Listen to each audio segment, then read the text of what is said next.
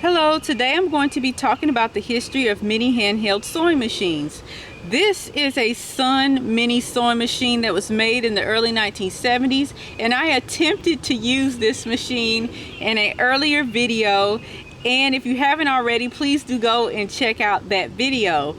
I was unsuccessful with using the machine, but many other people have been successful in trying to use this machine. We're going to go over the box and look at the box art of this particular machine and use the clues from the box to find out more about mini handheld sewing machines, and then we're going to go back in time and discover its actual origins. So without further ado, let's get into it. Right away on the front of the box, you see that the person paid $1.95. So I wonder how much $1.95 was back in 1972.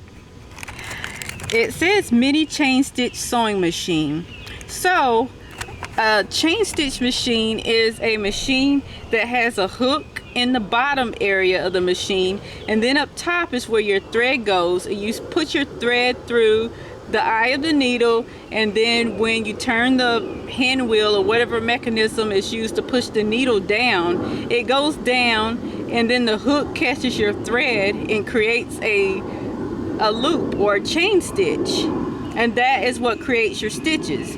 Now on a standard regular sewing machine, that is called a lock stitch machine, because up top you have your thread that goes through the eye of the needle, of course, and then on the bottom you have a bobbin that also has thread inside it, and when those two meet, it creates a, for lack of better words, like a knot, and that creates your stitch.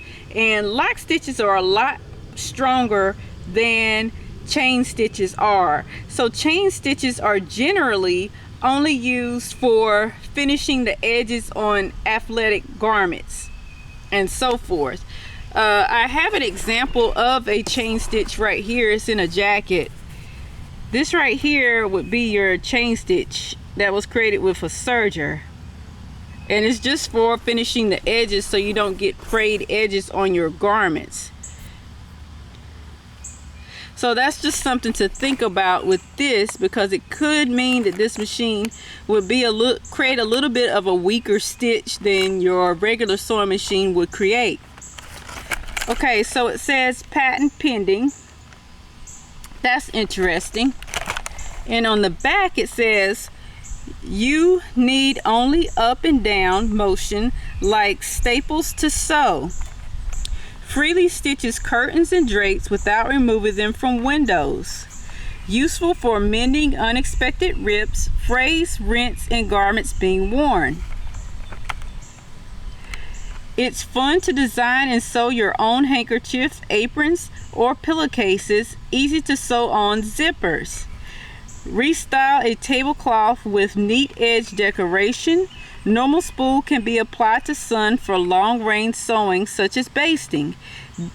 There are many other enjoyable ways to sew with sun. Some will fulfill you to your fullest satisfaction. Of course, made in China. Well, that's quite interesting. Since it says that it is a chain stitch machine, I'm really not so sure that it actually fulfills all of these things that it promises to do. Now I'm going to open it back up.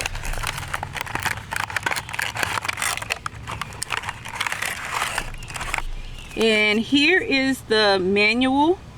And I will scan this manual and make it available on my website. Do look down in the description box below if you ever need to find this. But yeah, this is what it looks like.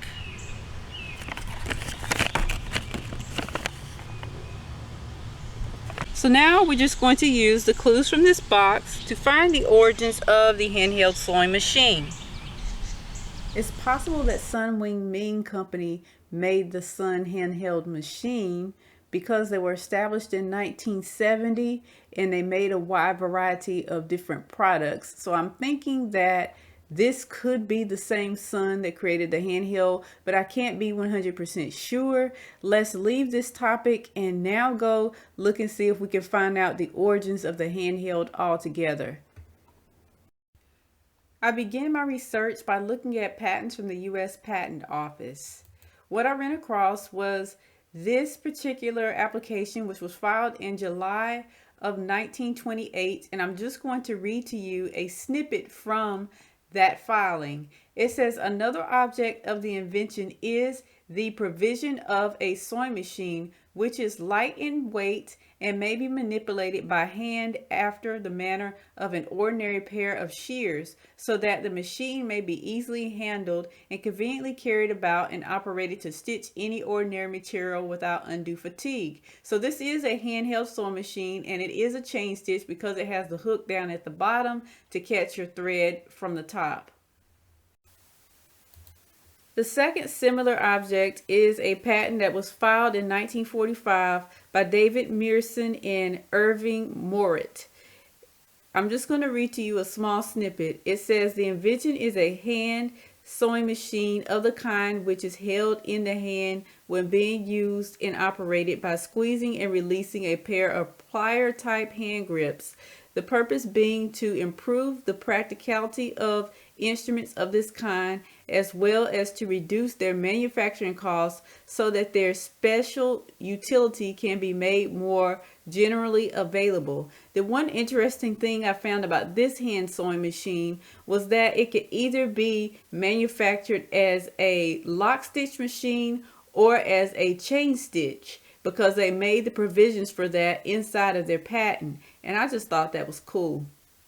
In 1947, Sidney Bell tried to make improvements to Mearson's design. He said, one object of the present invention is to generally improve the operating mechanism or drive mechanism of such sewing machines. Another and more specific object is to improve the work feed mechanism of such machines. So he was looking to make improvements, but I'm not sure whether or not his particular patent that he filed was an actual improvement or whether it was just more complicated, because this design does look a lot more complicated than the first. In 1957, we saw the advent of the Dexter sewing machine, which was invented by a man named Bernard Saltz. Bernard Saltz was a very, very interesting person because he fled from Stalin in Estonia and landed in Chicago, Illinois, and lived there as an illegal alien. He had a women's manufacturing company that made lingerie and ended up holding a number of patents on different things. But he even flew missions as a B-17 tail gunner with the 8th Air Force 92nd Bomb Group. And I just found this story quite amazing. And you can see more about his story over on Twitter, where his son often posts. Let's take a brief look at the Dexter sewing machine infomercial.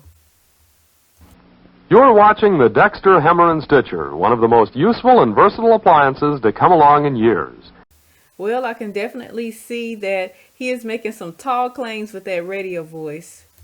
It was designed to meet all types of emergencies, like repairing ripped seams and torn straps. It was designed for mothers who are sick and tired of letting out or shortening pants and skirts by hand. It was designed for professional tailors who needed a portable, automatic machine that could baste, hem, and stitch in any position. Okay, so these claims sound an awful lot like the ones from the Sun sewing machine that we went over earlier. The Dexter uses a standard sewing machine needle and any type and weight thread. You merely set this exclusive turn-a-stitch for the type of stitch you want. Basting, zigzag or blind stitching, regular mending and sewing, pinpoint stitching, or for that button stitch. Now that's pretty cool if it can do all those different stitches. When the job is finished, this built-in clipper automatically cuts the thread and locks the stitch, and it's ready to do another job. The Dexter has proven invaluable to mothers and bachelors, perfect to take along on trips and holidays. Mothers and bachelors. Now that's an interesting demographic. This precision-made machine is the only one with metal looper, metal gears, patented thread cutter, and the exclusive turn-a-stitch control. Okay, so that must mean that the Dexter is made a little bit better than a Chinese-made Sun sewing machine that I tested out. Let's walk up closer to the 1970s and see what patents are at the patent office at that time period. But before we do, please subscribe and tap the notification bell to receive updates. In 1972, there was a patent filed for another handheld machine, by a Tomotsu Kato, and the inventor was from Japan.